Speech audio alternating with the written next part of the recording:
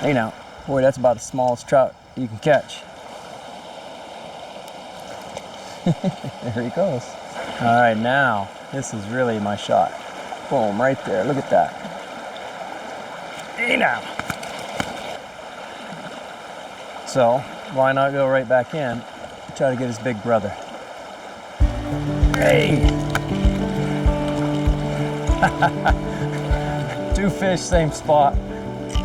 I don't know about big brother, but his twin brother. There he is. How about three?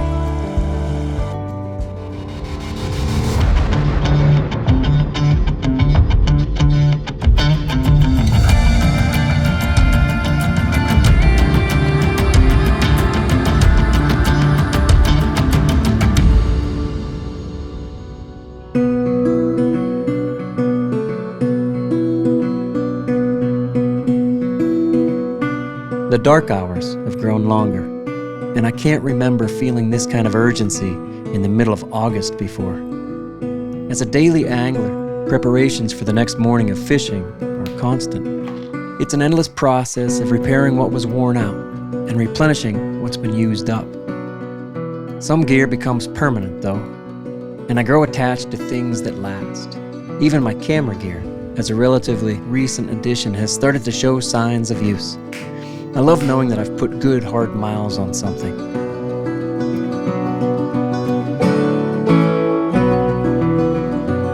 The season is changing, just a bit. It's the infancy of fall, moving in on an aging summer season. The cool mornings are rejuvenating. Let's go for a ride. The paint on my truck felt cold this morning when I touched it, and that startled me, because I can't remember the last time any metal around here felt cold. But summer is losing its grip. I plan to fish some of my favorite water today. I have a history with this water that brings me back to when I was 16, with a brand new driver's license and the family sedan. I drove 2 hours on that first trip here, and I parked our blue Buick Skylark in the same place I parked my 4Runner this morning. We build our lives around the places we call home. And while so much of who we are, what we do, and how we go about our busy lives changes, these places remain. The waters keep flowing.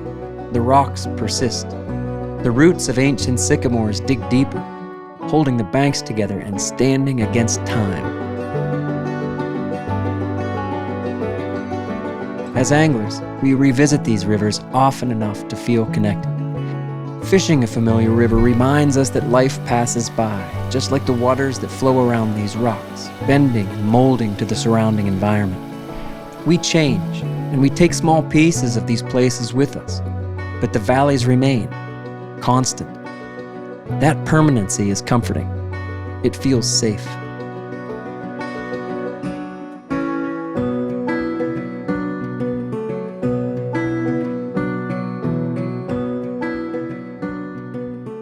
This is one of my favorite places in the world. I have a lot of home waters, but this river, I might feel the deepest. I think 90% of what I've learned as a fisherman came from right here, in these few miles of a valley tucked away from everything else. It's been my training ground for tactics and for peace of mind, knowing that I can always come here to be alone. And so I fish.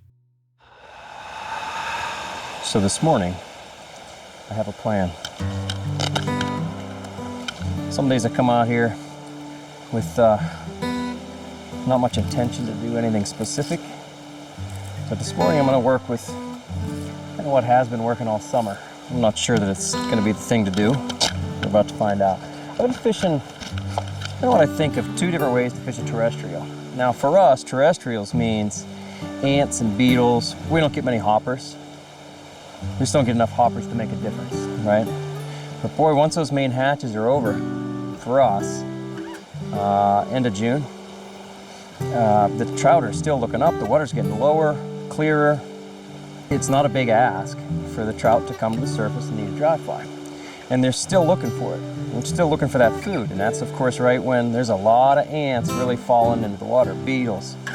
Other things, green inchworms, for sure. So that gets me to my point. The inchworm doesn't necessarily float on top. So I'm gonna nymph with an inchworm, but I'm gonna have kind of a terrestrial mindset. I'll talk it through. The ants and the beetles, of course, I'm gonna fish on the surface. So kind of two different ways of fishing a terrestrial. More than anything, it's a terrestrial mindset. Really what I mean is, where are the fish gonna hold? And over the years, you certainly start to learn that they're pushed over onto the edges. It's kind of a holdover from the night feeding that I think happens too. Some of the better fish are over on the edges. Now, we did just get a good bit of rain last week, and that'll be my excuse for this not working, if it doesn't. So I'm gonna start out with dry flies, put the perfect parachute ant on, and really hit the edges, kind of in a, you know, what you'd expect fishing terrestrials on a dry fly.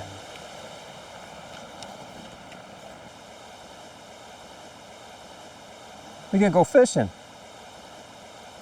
We love going fishing. Turn clench knot right into the fly line loop, clip it off, and that's what you have. That's how you efficiently and quickly change leaders. So I have my Harvey butt section in 2x, 3x, 4x, yep, about 2.5 to 3 feet of 5x.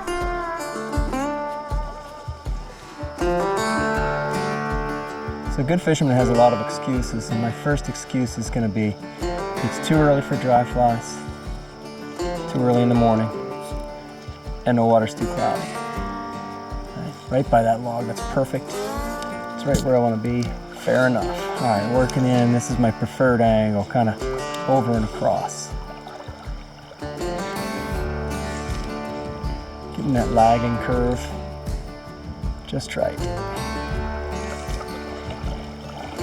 Putting it right in that pocket. One of the hardest things about fishing side water, the water I mean very, very close to the bank like this, is that water is always going a little slower than the currents next to it when you have water like this. So often, that bank water, that last lane, is going slower. Friction to the bank just makes it go slower. Now, I don't know if everybody does this. In fact, I know everybody doesn't do this. It's a bit of a argument. It's a good debate to have. I take the extra grease or paste and I put it on my leader.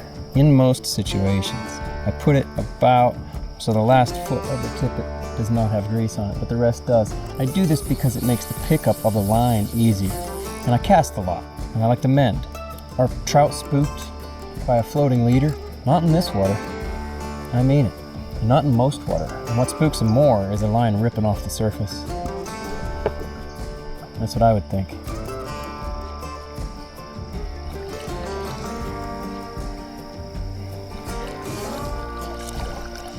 That is a good lagging curve. Hey now. Really tight to the bank. Big guy. So that fish ate a lagging curve. Well, he ate a good dead drift. But it was the curve that gave him that chance. He ate out of the soft bank water, and the seam next to it has gone twice the speed. So I needed to give the fly some grace, some slack in the tippet. And it's that lagging curve that just kind of goes out this way, lays out this way. I call it lagging because it's like an underpowered curve cast where the leader's trying to turn over, it just doesn't, and it lays down this way. And what you have is slack upstream of the dry fly, to the side of the dry fly.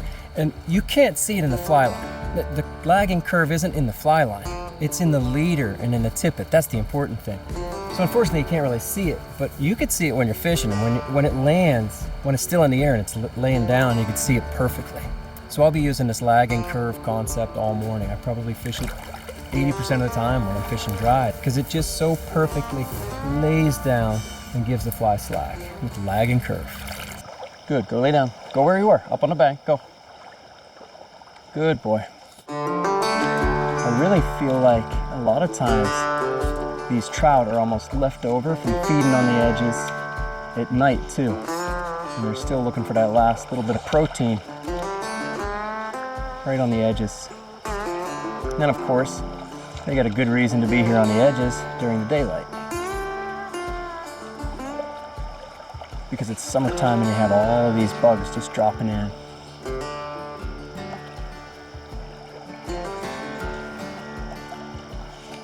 Like that. Whew, didn't want it. I want to put it here in this main lane because it's a good one. It's not like I'm going to ignore the middle stuff. I'm going to give them a chance wherever they want to eat. But as I come up through here, I'm really going to focus on the bank water with a good cast.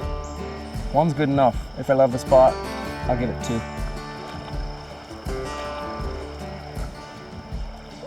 So kind of reset. I took that path right to left again. Coming back over right so I can fish to the left. I'm only fishing about 25 feet away. Right there, fish. And right in that merger, right where the main lane peels off. And now I'm a little left of the main lane. So I pick up as soon as it starts dragging. I'm done once it starts dragging.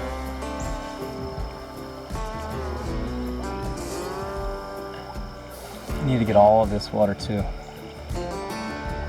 Both banks are perfect for terrestrial fishing. You know, leaves are actually touching the water on both sides. Just kind of that nice medium current. I mean, I'll fish any type of water, but I love fishing the ripples and the runs with ants. I just find feeding fish, especially in the summertime, in the more moving water. That's not unusual. Right, Riff? Right, buddy? These days wear him out. He put in a good 6 hours, 6, 7, 8 hours of fishing. This guy's worn out. Right? That's good. What's your favorite part of the day right here? You're a good boy. That's River's thing. He loves finding a platform, finding a perch. Loves it. So the water's getting a little faster up here. And so far, everything's come on the edges. I keep fishing in the middle, before I walk through it. Everything's come on the edges. Now even my edges coming up here are still pretty fast. Look at this water. I caught a nice fish out of there one time. Hey now! Oh my goodness! There I am telling a story about how I caught a good fish under there one time. I couldn't see the fly all the way under the bushes. I thought I hung up under, I don't know, on a branch under there. Fish comes out, then I stumble, taking a little half step back. That was a 20-inch fish. It was a whiskey. Might have been a namer. River, did you see that? River saw it. River saw it, he knows. Hey now.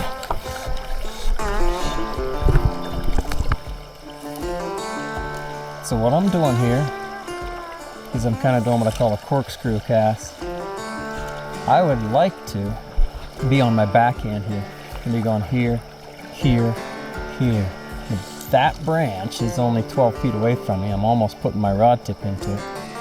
And if I do, I can. I did it. But it might be easier to do what I call a corkscrew cast. And if I'm over here then on my right side, then I'm gonna get that curve going the wrong way. I don't want that. I want the curve going this way.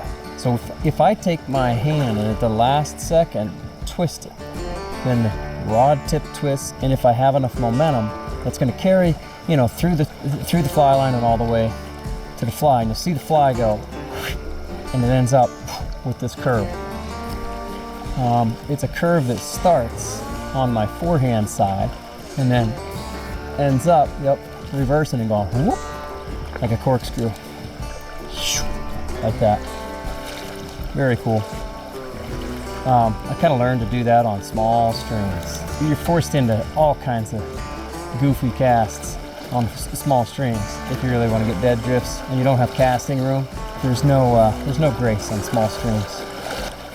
There we go. Hey now, oh, that's too bad. Those were 3 good hopmans to give a drift long enough that fish had a chance to eat it, and I had a chance to miss it. You ready, bud? Let's go for a walk.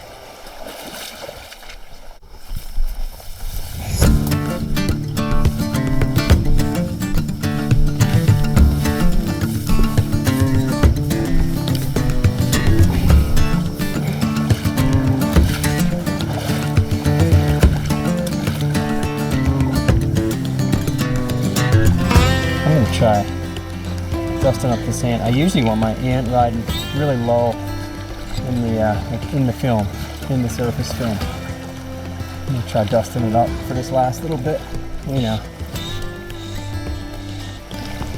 There. Right there. Closer to the structure. Corkscrew. Around, boom. See that? I cast on my forehand, corkscrewed it in. Again, boom. Just twisting things. Shit. You gotta make that noise when you do it. Oh, that's nice. Come on, Trout. Give me something. Right there. Hey now.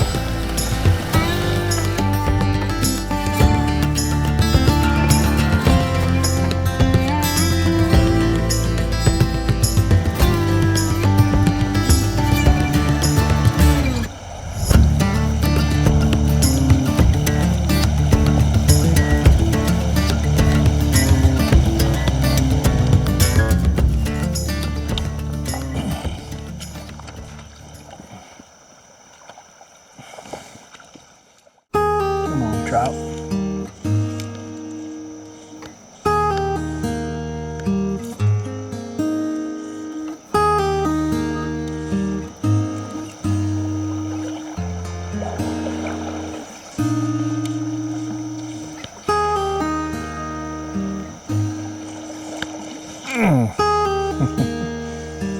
That fish rose right where I was about to cast. Come on, Trout. Another one.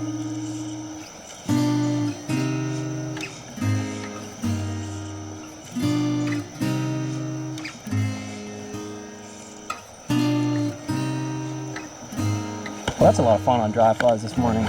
It's been good, not great. The action, I mean. It's fun out here. It's been good.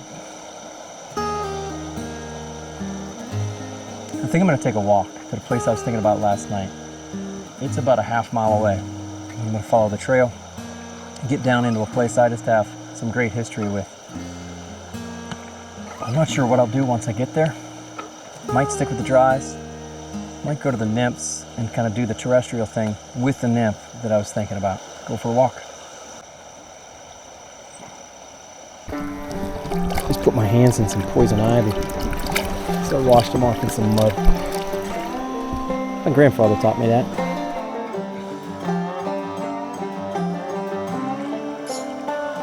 The fishing has gotten more technical here over time. The trout are smaller too. I had someone ask me the other day why we make things so complicated. It's just fishing, they said. I don't make things complicated. The fish do. Cool spot. I'm just trying to meet them on their own terms and adapt. But it's also fun to find out what trout will eat the most, to see where they'll eat most, and learn how they'll eat most. That's the best part of this game for me. These wild trout aren't easy, not often. And when you find an easy day, you have fun with that too. So it doesn't have to be complicated. I guess it's the same way you don't have to walk this far to catch trout either. You could just put the car in park, hop over the nearest guardrail, and start fishing. Hey now. That's good too. But sometimes you catch more fish, bigger fish, or tougher fish by going a little further. For certain, the experience is different. So I'm gonna make some changes here because, I'm catching fish on the dry, but I want to see what can happen if I get real tight to the bank with a nymph. I do this a lot lately. I don't know, I guess I've been doing it for years, but I think most people will take a nymph down the center of the lane, you know?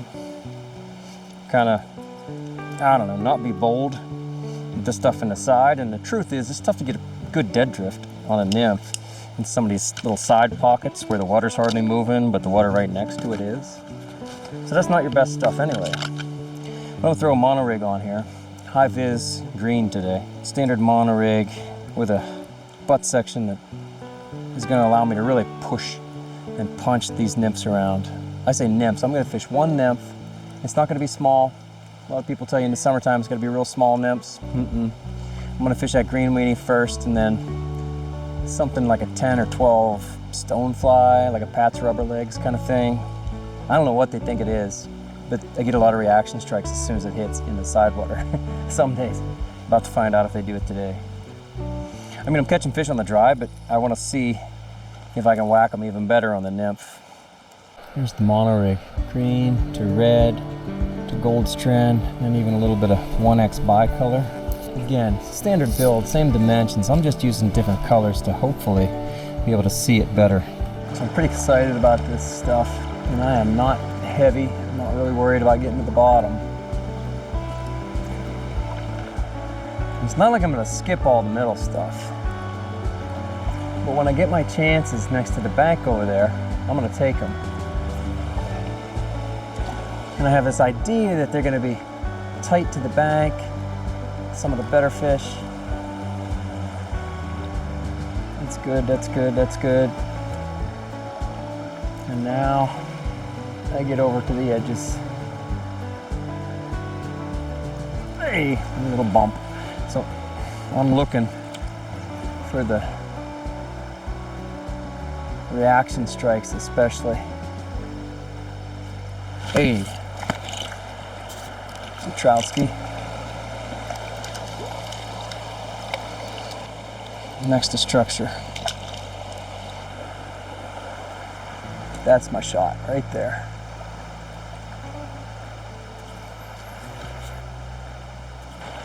Right here.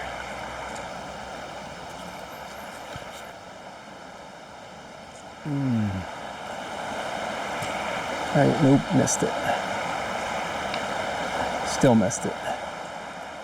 Right here. Perfect. That's what I wanted. Nope.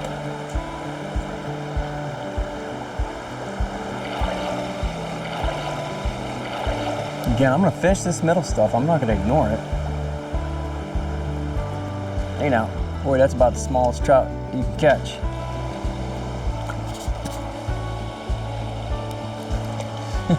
There he goes. We're on the smalls.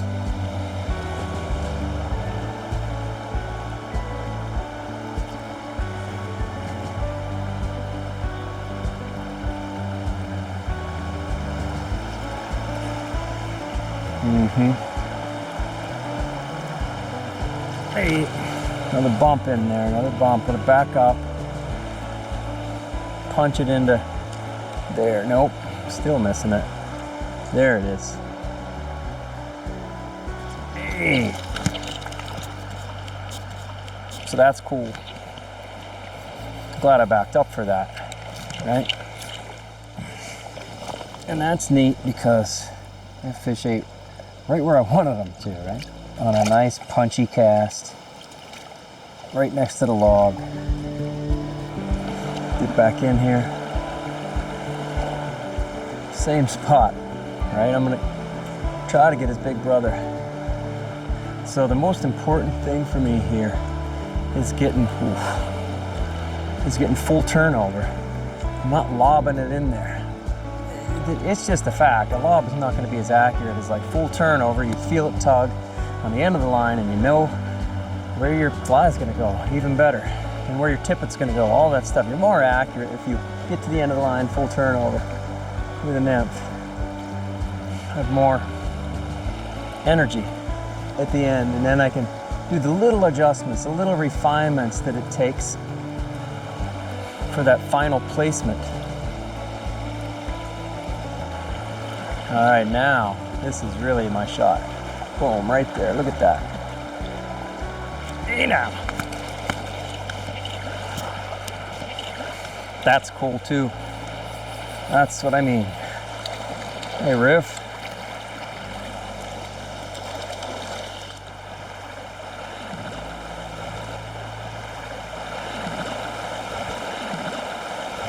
So, why not go right back in, try to get his big brother. Hey! Two fish, same spot. I don't know about big brother, but his twin brother. There he is. How about 3?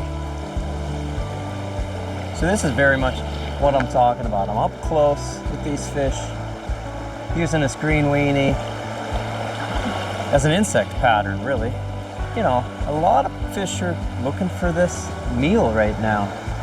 And a lot of fish like to hang out on the edges in the summertime. I especially like to use the green because I can see it over there. Right. That split shot back into place.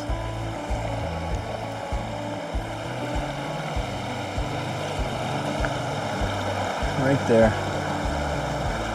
Hey now.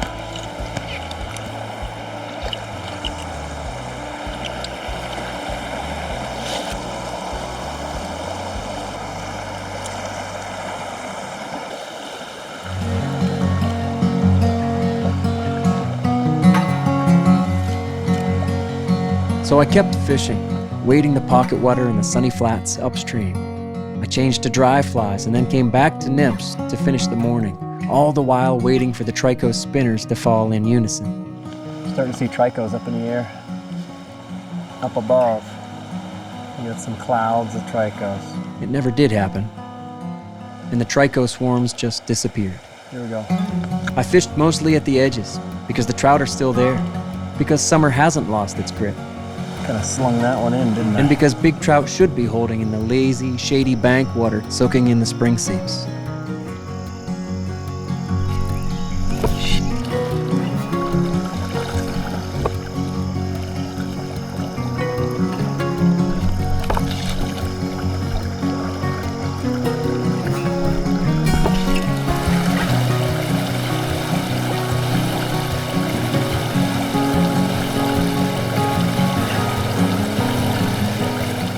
Well, I wanted a few more. I got to catch a few more.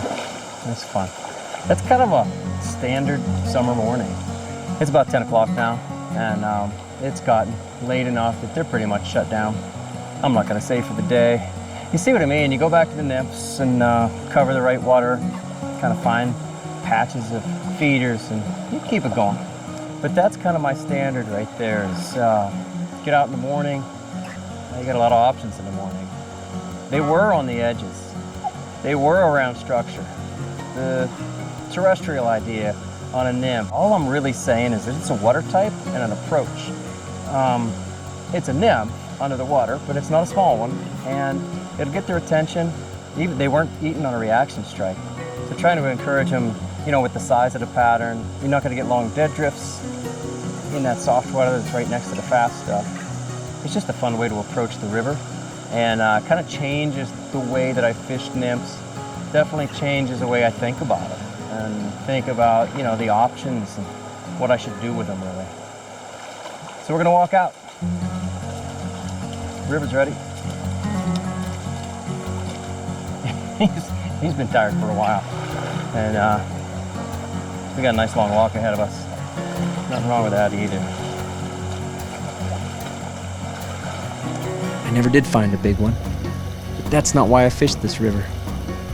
I'm here for nostalgia. I'm here for old memories, and I'm here to make some new ones. That was a nice day of fishing. I'm here to fish hard.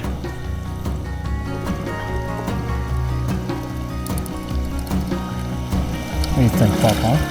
You ready? Go ahead up.